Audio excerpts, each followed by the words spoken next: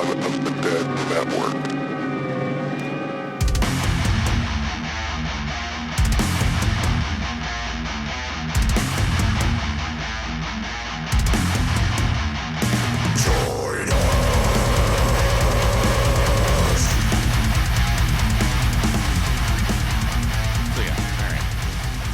Let's get this fucking party started. What are we covering? Tucker and Dale? Okay. We're covering Tucker and Dale and mishaps, and Final Destination is a series about how death is inept at its job. Yes, we are covering Wood Chipper the movie, the Wood Chipper Massacre. So, hello and welcome to Pod of the Dead, your friendly neighborhood cellar dwellers, or whatever thing you want to call us. I don't care. I am your host, Nicholas, and with me today is Brian Dunn. How you doing, Brian? Oh, I'm good today. How are you, buddy? Not too bad. So today we're covering the 2010 film Tucker and Dale versus Evil. Coming into this week, had you ever seen this movie, or were you aware of it or anything?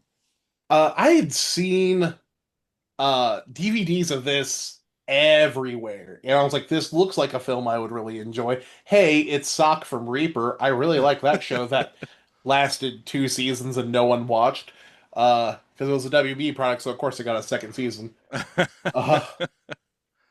And I never sat down for it. I don't know why. Yeah, I think I may have caught this like shit when it first came to like Netflix or something years and years ago, solely because Alan Tudyk was on the cover and we got Tyler Labine holding a chainsaw over his head, and I'm just like, Tucker and Dale versus Evil. This has to be just super tongue-in-cheek comedy horror, which I'm usually down for and everything. Shocker, I dig this movie. I've seen it a handful of times, and it's always interesting how few people have seen this, because like I think the only people that I would say like go after this film are people that are really into comedy horror. You know, people have seen Shaun of the Dead. Less people have seen like Cabin in the Woods, and then even less people have seen Tucker and Dale versus Evil. So you hurt my heart by saying less people have seen Cabin in the Woods, because I love that film. Oh yeah, Cabin in the Woods is fucking great, but it's like that weird higher. I mean, and then even above fucking Shaun of the Dead would be like Freddy versus Jason.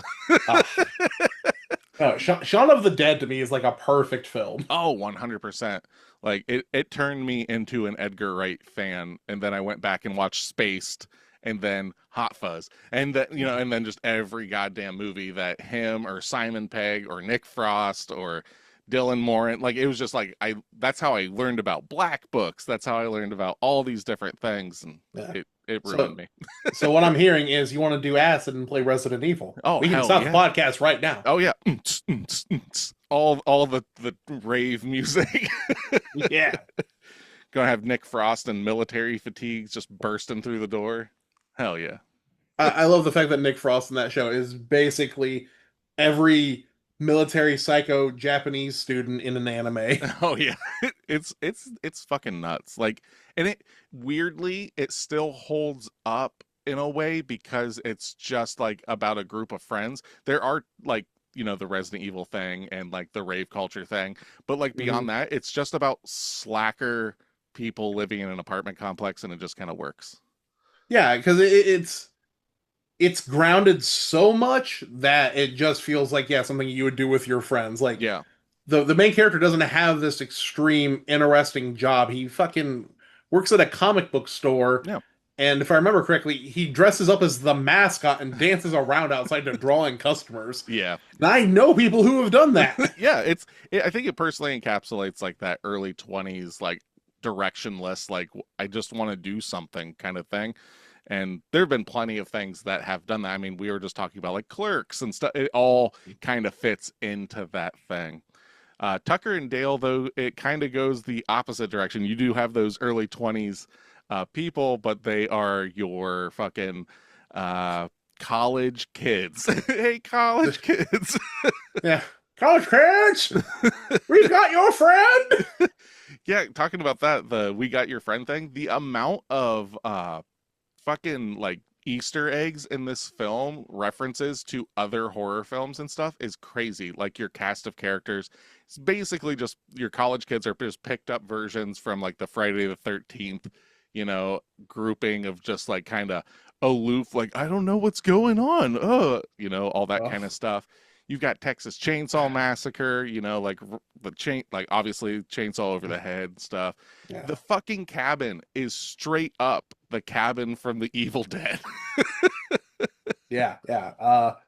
Which will go to tell you anything about this film you need to know about that part of the cast. They're all awful and no one cares about them. Yeah. Except for kind of the alpha jock who is. Yeah, fucking. He might be my favorite part of the film. And he's amazingly just named Chad. Like he is a Chad. Chad and Allison are like your two college kids that you like follow for the most part, and then the rest are just cannon fodder for the wood chipper. Literally. Yeah, no shit. So this movie came out in 2010. It was directed by Eli Craig and written by Craig and Morgan Jurgensen, I believe is how you pronounce it. It stars Tyler Labine, Alan Tudyk, Katrina Bowden, Brandon J. McLaren, Jesse Moss, and Chellen Simmons. So this came out and it was a limited release in the United States. It was made for about $5 million. And on its $5 million investment, it barely broke over that. It made like possibly $5 to $5.5 million, which isn't shocking because for the most part, horror comedy does not make money. So that's why you don't see a lot of it. Like, at least good ones.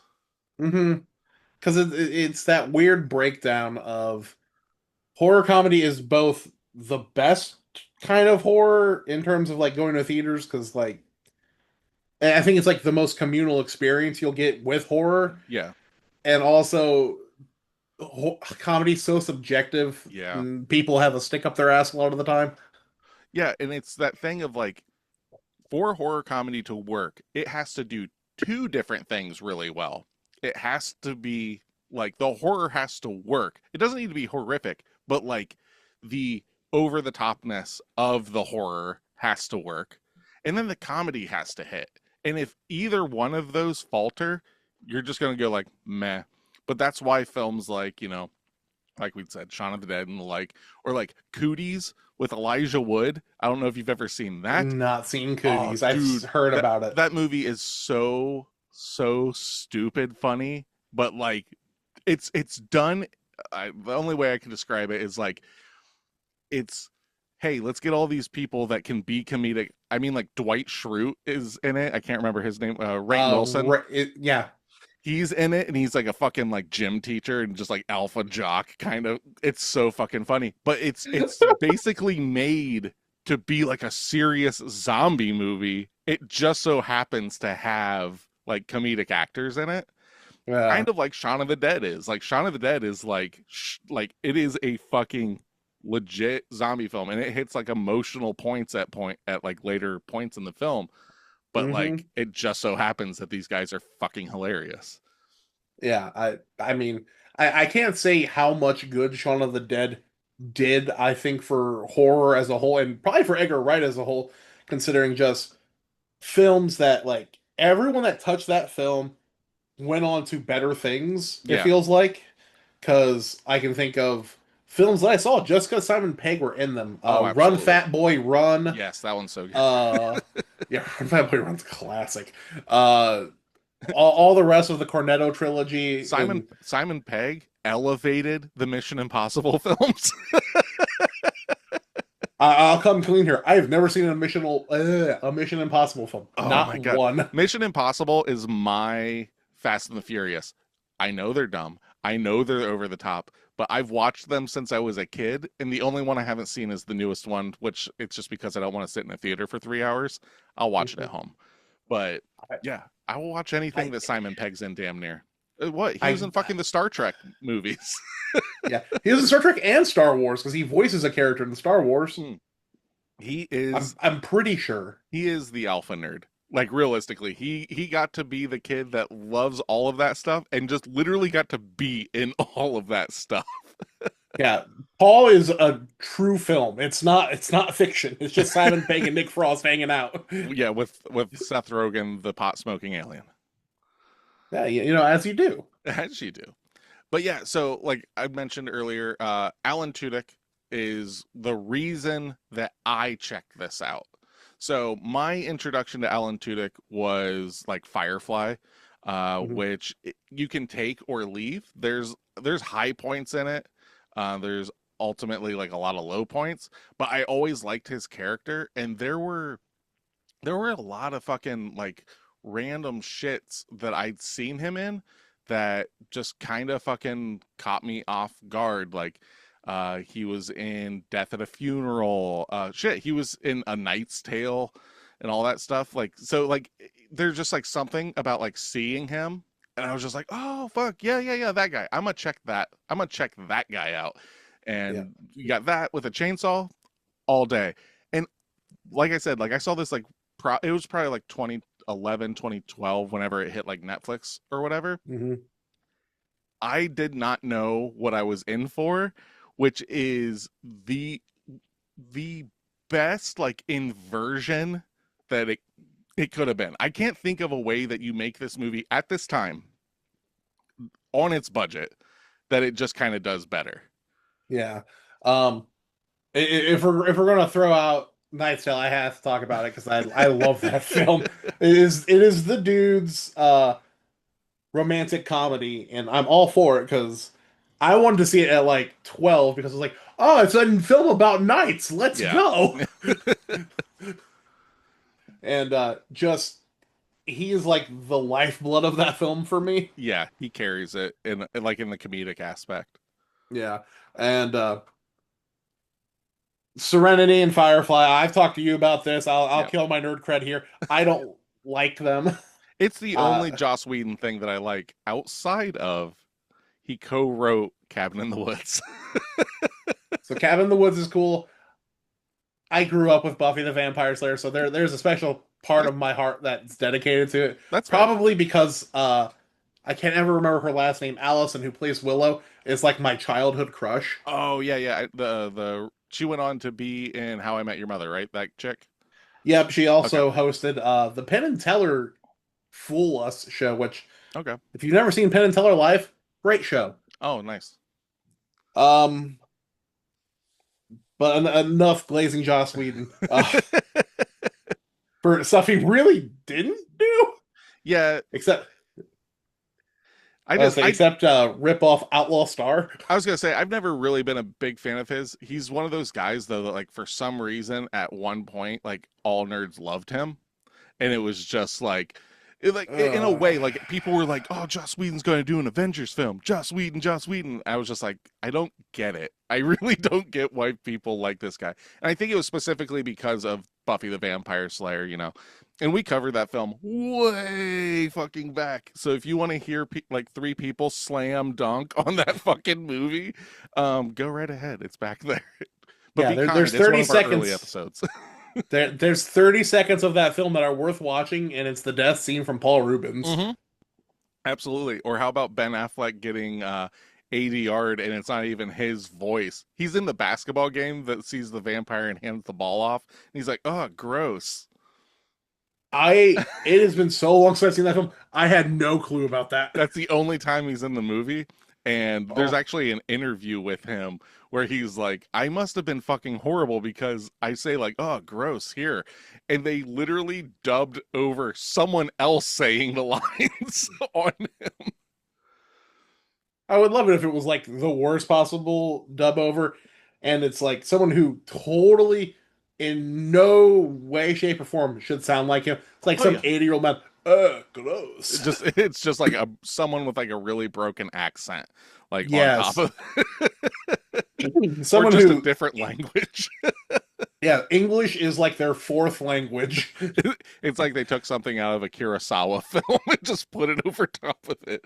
But that's now we're talking about how I would destroy that movie. But so yeah, this movie is basically the idea. It's just the inversion of like Deliverance or whatever, you know, like city folk go out to the woods and oh no, there's hillbillies and they're going to kill us. So it's very meta in the sense of these people know what's going on and yada, yada, yada.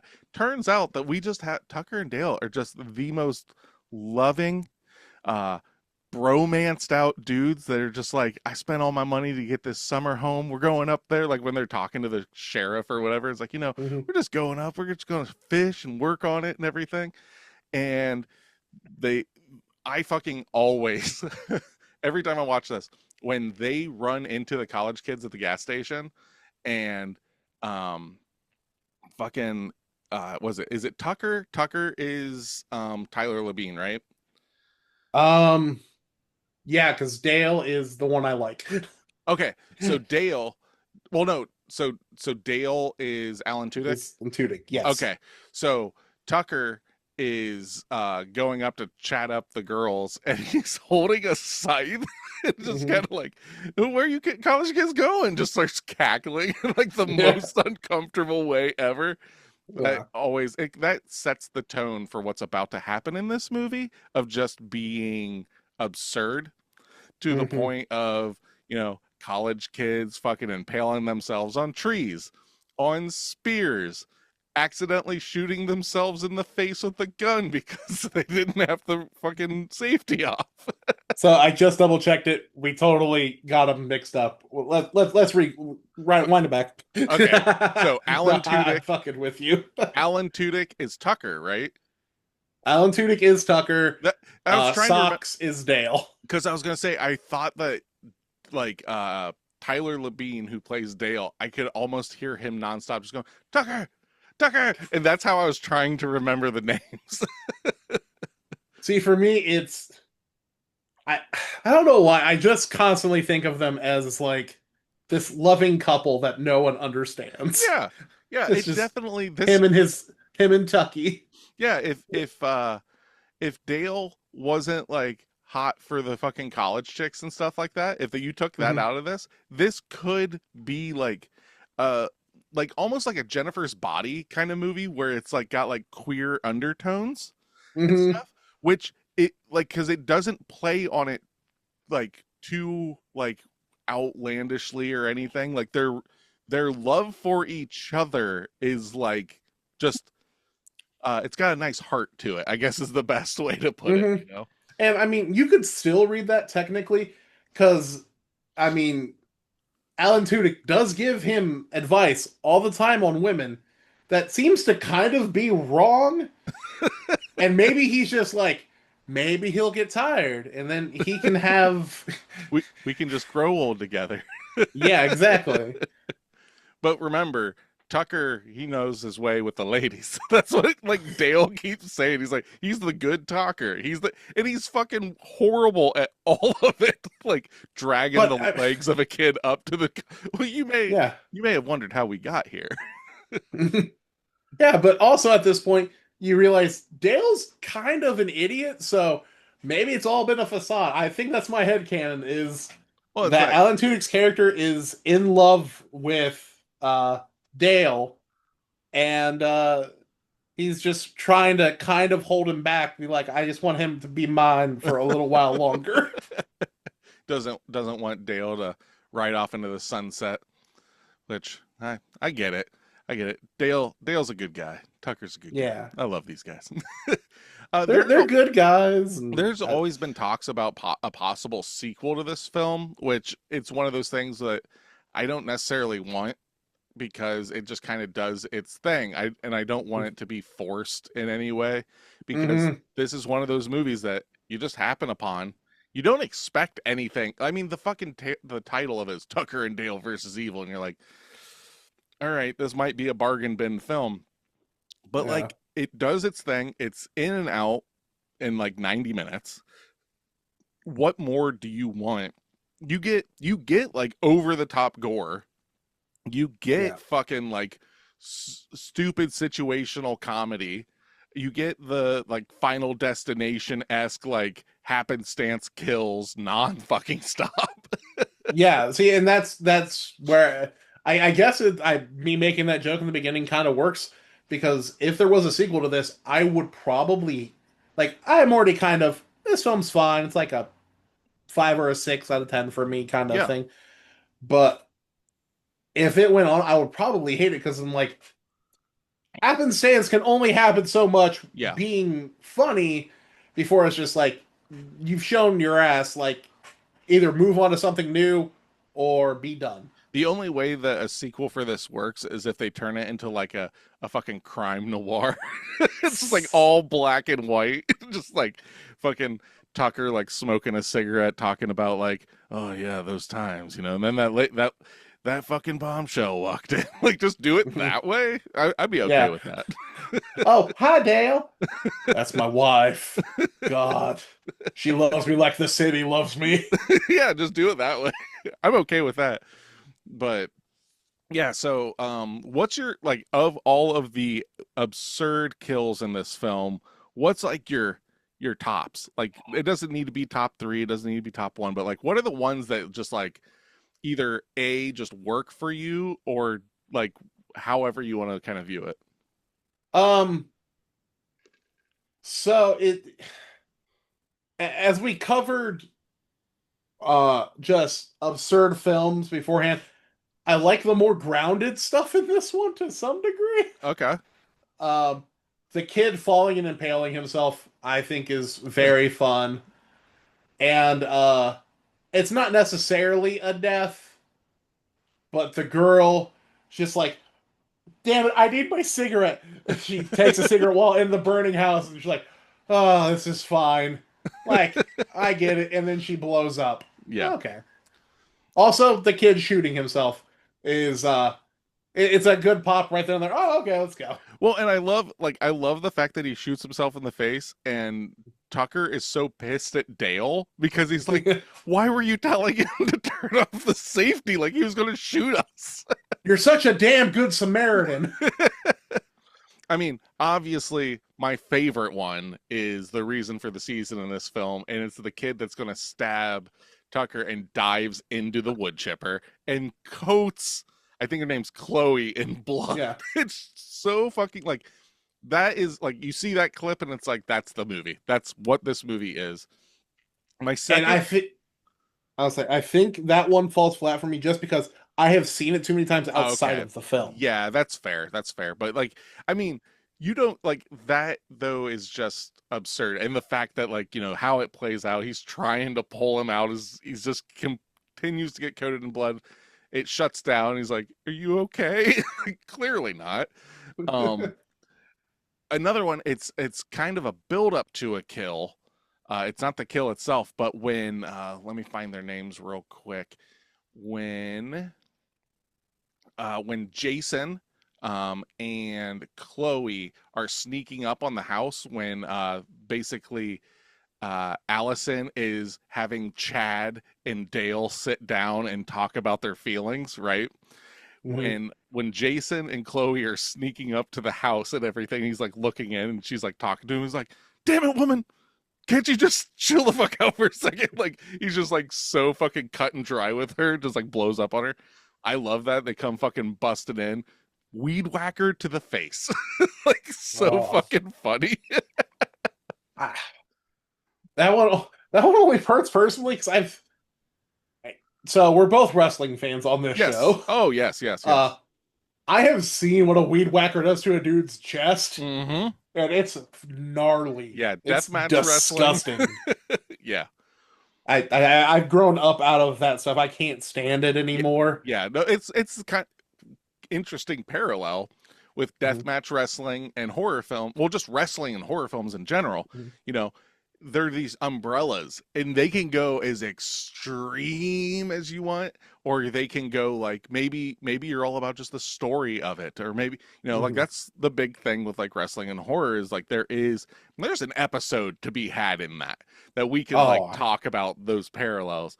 But like but yeah, like I am so down for this. But like the fact of if you're in, and it's not, I'm not throwing shade at anything. Like it's a matter of taste, because at the end of the day, it's still an art form and art is subjective, right? But like, I want to see the most brutal wrestling I can is no different than being like, I want to see the most brutal horror films. I want to watch Martyrs and Irreversible and stuff like that. Or it's like, I want to watch Zandig throw fucking Joey Janela off the roof through the back of a truck. He didn't even throw him. He went fucking with him. scoop slammed him, and he broke his back. But it's all for the art form, baby. Yeah, let's go, Zandig. Or Nick Gage. Enough said. Say the line, Zandig. Jesus. So, let's see here. What haven't we touched on this movie? So not much. We've been talking about other things. I know, right? There's an interesting special feature on the DVD that plays the movie from the college kid's perspective, in which Tucker and Dale are murderous villains. So it just like reconceptualizes what they're seeing, and it's pretty funny that like it's one of those things where depending on the perspective, any film can be a different genre. Like I was just listening or watching something recently that said, if you take every Die Hard film but put it in the henchman's perspective, it's just a slasher. It's just this motherfucker showing up and killing your friends nonstop. Yeah. Yeah, no, I actually might hunt down a copy just to see that. Oh yeah, that 2-for-1 kind of movie deal there is kind of nice. I can lend it to you. It's behind me in the wall of films. Excellent. But yeah, I mean, this film, like, well, I guess doing that kind of presents the perspective of films that are still coming out today right now that have this idea, which would be it came out last year. It's like Walk Through the Woods or something like that. Came out last year. Where you are only following the slasher. In a Violent Nature. Yes. In that perspective, I think like that kind of follows that whole idea. I liked that movie for its idea and stuff, but like ultimately it is like the most like ASMR nature like fucking like vibe, interspersed with some of the most violent kills. Did you see it? I've not seen it. I've seen the yoga girl kill though. Oh yeah, the kill. There's another one too where like you know, like a mechanized wood splitter, how it works, right? Like somebody gets like cut apart on one of those, and it's really grueling with like how the camera angle is and stuff. It's fucking nuts. But yeah, like you get like these interstitial parts. I like the idea of it. I like it the same way that I like the Terrifier films, right? I'm not going to rewatch the Terrifier films. I'm not going to rewatch In a Violent Nature, but they're cool concepts and like resume things of like, hey, this is how creative I can be. This is how, and it's a neat concept. But at the end of the day, watching someone from a like basically third person video game style of following someone through the woods, for an hour and a half. Okay. All it makes me think of is In a Violent Nature is a movie that could have I can't think of which album it is, but the way you describe it is if you put a Sleep Token album to it, it would totally match up. Yeah, it's just like I just kind of want like bluegrass music playing through it. Like that's the thing that works really well with that film though, is its sound design, because as he's walking, you know, you're just hearing nature and stuff, but then you're hearing what he's hearing, so something will catch his attention, and it's just something in a house a ways away, and he just keeps lumbering over there. It's like, it's like if Eeyore was a slasher.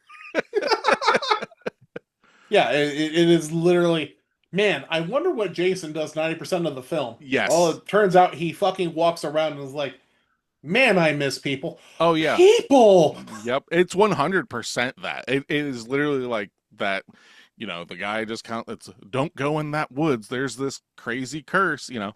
And that's kind of what this film does, too, where it's just like, let me tell you the story about the massacre that happened in these woods and, you know, all that kind of stuff. And it turns out he's half hillbilly, which Hillbilly? makes him a fucking psychopath. Which is, I found this really funny. His origin story it parallels Freddy Krueger's fucking origin story from his creation, not like how he became, like not him as a child killer and stuff like that, but like, so I think it's like maybe in the 4th movie or some shit like that in Nightmare on Elm Street, it comes out that Freddy Krueger's mother was like institutionalized or was a nurse at an institution or whatever, but then like something happened and she was assaulted by like all of these inmates and stuff, and that's how he was conceived, and he's like referred to as like the bastard of 1,000 maniacs or something like that. And it's like, that's essentially the same idea as this, is like his mother was assaulted by all these hillbillies and now we get Chad. After 1,000 hillbillies, you can't go back. Also, No. you can't drink chamomile tea. No, you absolutely cannot. But I found that pretty fucking funny, that I don't even know if that was intentional. But there, like I said, there are so many intentional like nods to horror films. Like when you were like, "We got your friend," that's like a line basically picked up from Deliverance. You know, like the the fucking Banjo movie. Banjo movie. But That's all I can think of. You say Banjo movie, all I think is Banjo Kazooie. I'm like, man, I don't remember Banjo and Kazooie having this ball gag scene. Huh. Oh, you didn't have the cheat codes, man. You didn't have the cheat codes. I had a Game Shark I borrowed from my cousin. You know, all right, my uncle works at Nintendo. He said, "Don't do this." All right, uncle. So, something that we didn't touch on, to kind of give some context of like when this came out, right? Made for $5 million, basically made $5 million.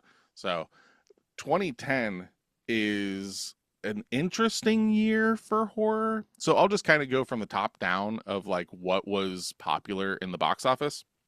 So like Paranormal Activity 2 comes out this year and is like the highest grossing horror film for that year.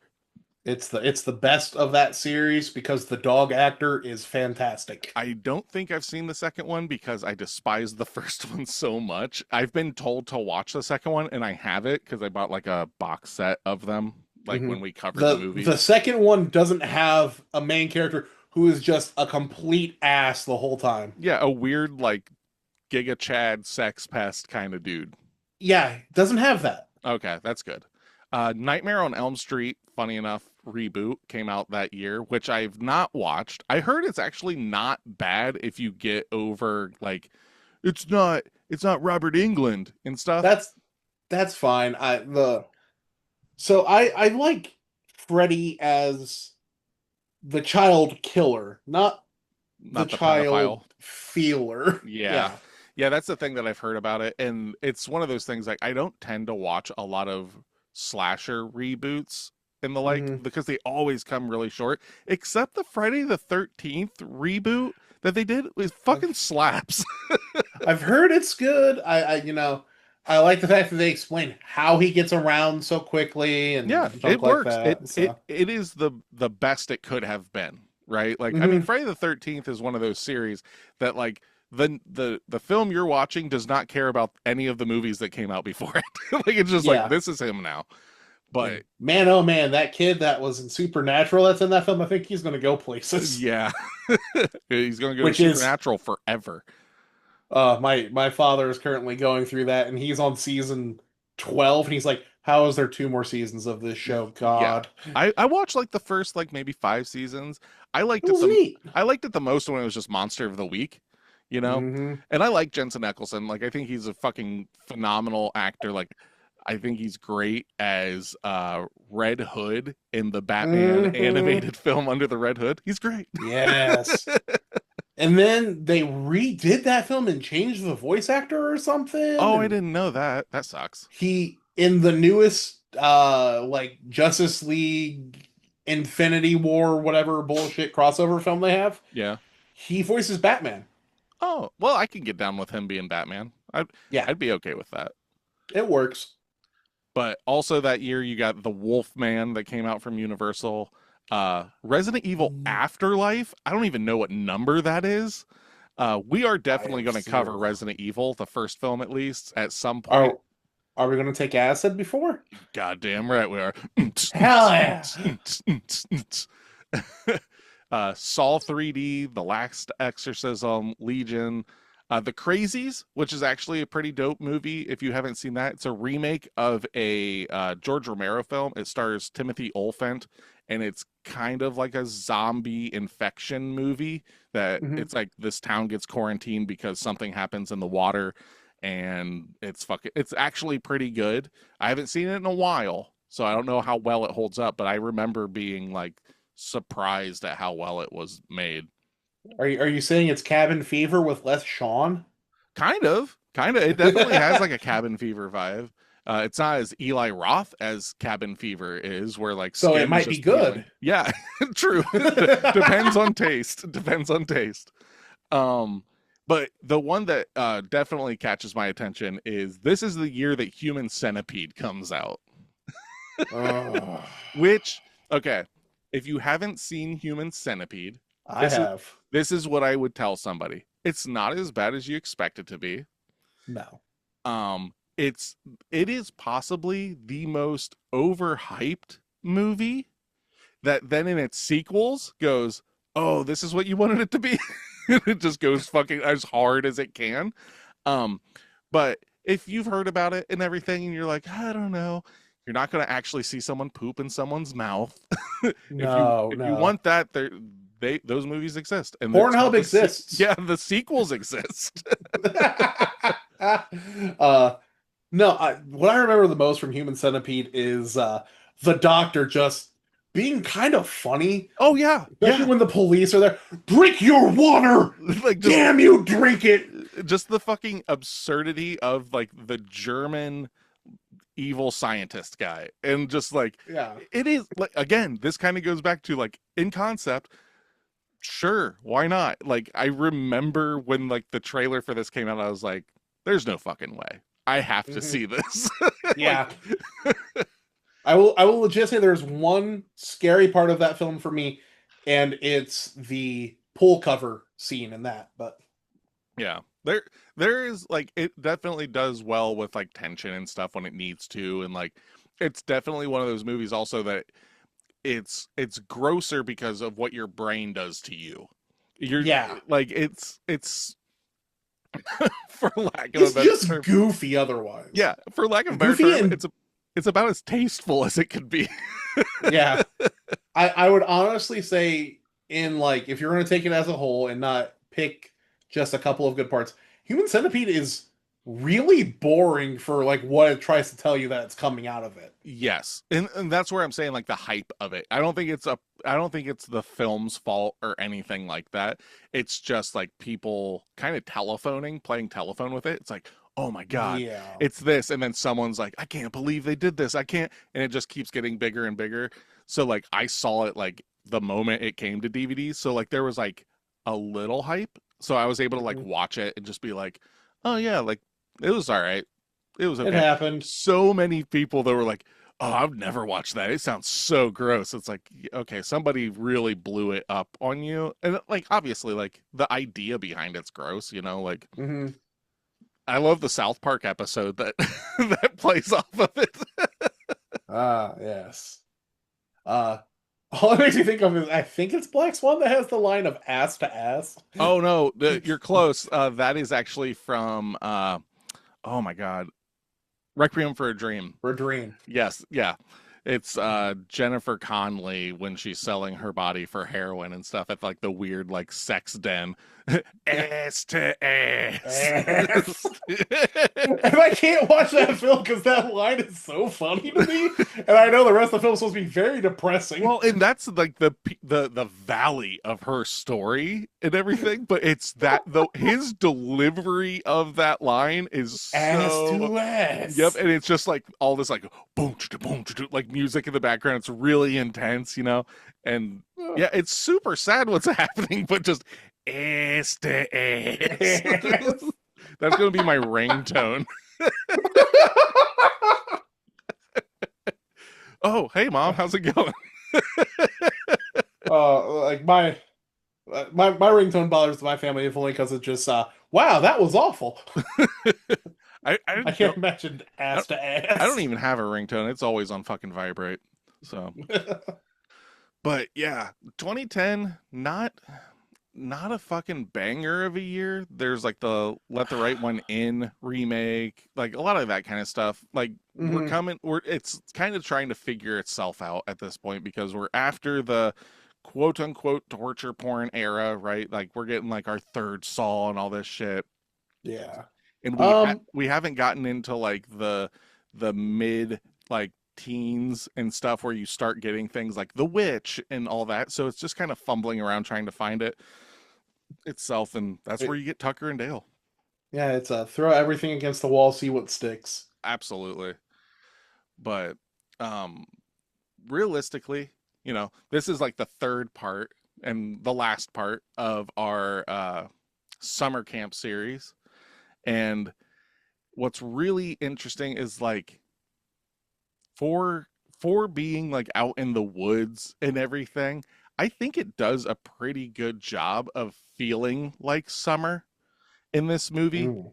Like it just kind of has this vibe. I don't know if it's with like the color grading, but they're out there on the lake like fishing, and it just kind of it if you haven't been on a lake like at night in the summertime, like out in the wilderness, it has that vibe. Like the sound design and everything for it, it just kind of works. It also kind of feels like it's on a soundstage because there's no depth of anything. Yeah. It's just Allison on a rock and them in a boat, but like it just with the little budget they have and it just being, like how many times, realistically, how many times can kids go to the woods and get fucking murdered and you don't remember it, right? So Yeah. that's the thing about this film that like it kind of sticks out. This and Cabin in the Woods are the two that stick out outside of Evil Dead, Friday the 13th, right? Those Mhm. are your horror versions. I mean, Evil Dead 2 starts getting into comedy a little bit, but this one, like that's why I brought this one up was because A, you hadn't seen it, and I felt like it needed to be championed a little bit. That's fair. Yeah, it's a fun film. Like it's nothing too crazy, so it sits on the most realistic version of the films we've covered by Yeah. far. Yeah.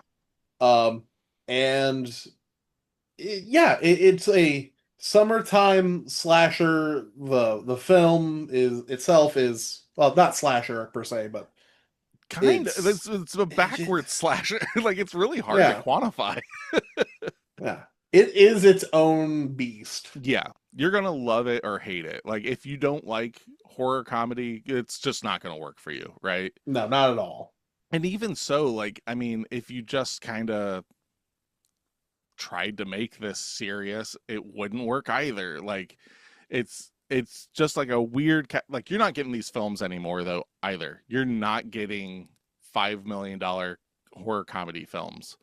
No, I because I can't think. everything must be a trilogy, quadrilogy, Yeah, it's something. got to be an IP grab, or it's got to be. And I, this is not me shit talking this stuff. It just is the fact of the matter. It's either got to be an IP grab, or it's got to be produced or financed or something from like A24 Neon, IFC, something like that. That Mm, like is willing to do it. But you're not going to get like we've talked in the past. You're not going to get a Shaun of the Dead anymore unless it's no. by Edgar Wright because he already Hmm. has the clout, to Yeah. bring to the table. But it's really sad. Like these films anymore just get thrown to streaming services. End of Mhm. discussion. Yeah. The death of like the B film is a real conversation. The Now the interesting thing, I haven't got to see it. It came out this year. I believe that it was like independently funded, like definitely not big budget. But Eli Craig, Hmm. the guy that did Tucker and Dale versus Evil, he's also directed two other um, feature length films. One of them's called Little Evil that came out in 2017. It stars Adam Scott and it's basically like a play on The Omen in a way. They adopt a kid that's like evil. It didn't work for me, but that was based on the fact that I like this movie. I was expecting this, but he was the director of Clown in a Cornfield that came out this year. I have been told I need to see Clown in a Cornfield by a friend of ours. So like it's one of those things that like I knew that it came out and I was like, oh, I'll check it out when I check it out. I was going to go see it in theaters and missed it because it only ran for like one weekend here.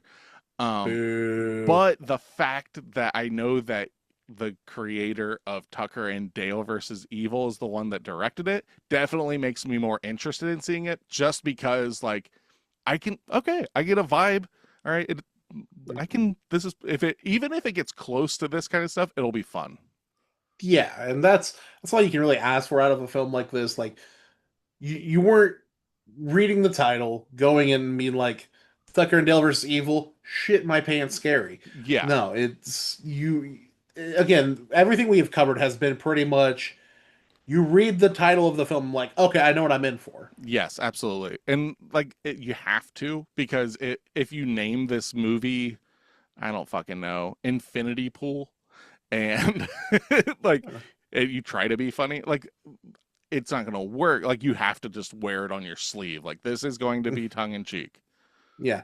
Cabin in the Woods does not work for the title of this film. No, I think that's why a lot of people I think the people that ride for that movie know what they're in for and all that stuff. The people that shit on it, I think expected it to be, fucking like grimy and stuff like that. It's like, no, it literally is this movie just with a bigger budget and more like supernatural kind of elements.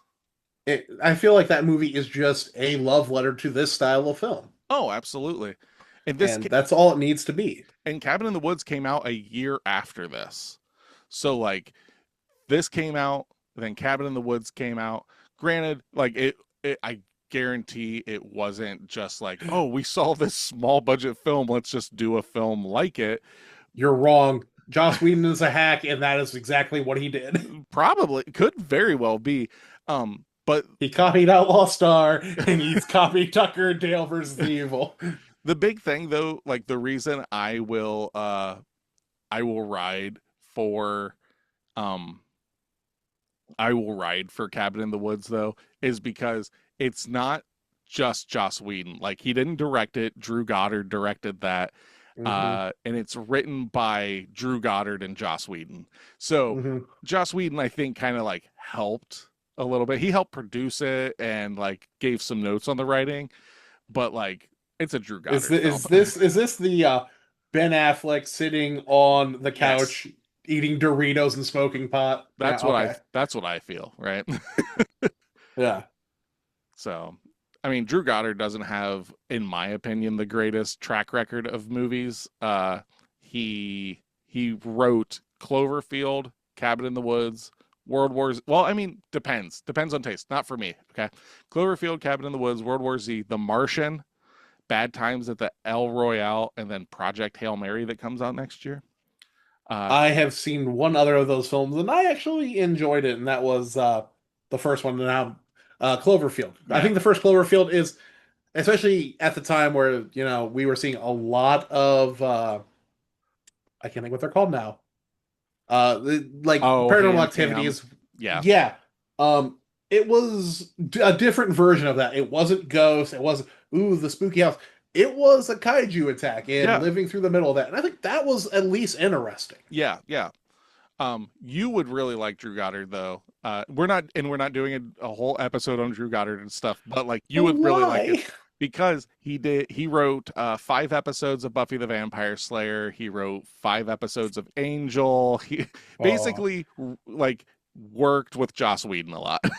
If he wrote Smile Time for Angel, then he's my favorite writer for Angel. No, Lineage Damage, Why We Fight, Origin, and The Girl in Question. Yeah, no, I don't care what any of those are. Smile Time is the episode of Angel where he gets turned into a Muppet, and it's the best episode. There you go.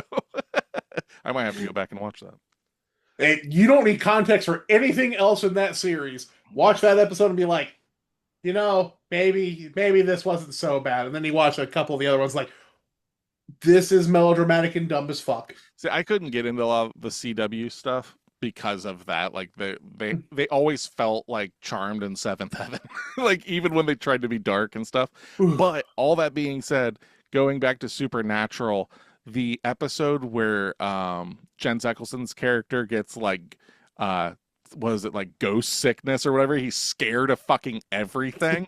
That He's talking about the cat. Yes, he's like that was spooky. Like that episode fucking kills me. Okay, like I will ride for that episode all day long. You don't need to watch the show. You watch that episode. That's all you fucking need. Yeah, it really is. But I think we kind of hit comedy horror as a whole when talking about Tucker and Dale versus Evil, which is kind of what this movie is. It's just a love note to it, and it's an interest. Like, if you're looking for something new, I mean, I don't think we really spoiled the plot of this movie. No, we talked so very little about this film because just talking about this film generates conversations about everything else in the genre. Yeah, 100%. So, like, if you like comedy horror and you haven't seen this movie, I really think you're missing out. You're doing yourself a disservice. And I think I watched my DVD copy. I was hoping there was a streaming service that had it, right? And then you were like, I just found this movie full sale on YouTube. Someone just uploaded it on YouTube. And then like I was looking it up on my phone today and it said it's on Hulu now. So I don't know if, us covering it like got it out there that people needed Tucker and Dale. One person watched the free version on YouTube once. And they're like, shit, there's money to be made. Get Tucky and Dale. Show people romance. Show them the bromance the world needs. But, well, thank you, Brian, for coming on for summer camp. Yep. I had a fun time. You'll more than likely be around, right? So if you haven't seen Tucker and Dale, it says it's on Hulu. If not, it's a Peacock rip from on YouTube. If you watch, because I looked to see like just what the quality was, and you can see the Peacock symbol like at the beginning where it says like like strong violence, blah blah blah. I was just like, it's someone fucking ripped this from Peacock. So hell yeah, piracy all the way. Yep, it's there. So there's no excuse for you not to see Tucker and Dale versus Evil. But thank you for coming to summer camp. From here on out, we're going to be covering some other films and everything. If you have anything that you want to tell us at the podcast, all the links are in the comments below. Feel free to email at potofthedead666@gmail.com. Tell me how much you like the show, how much you hate the show, how my opinions are shit, how everybody's opinions are shit. Guess what? Their opinions, no one cares. I better get some hate for hating Firefly. Come on. I'm here only to stir the pot. So, for Pot of the Dead, I'm Nicholas. I'm Brian. Come back and listen to us, or else.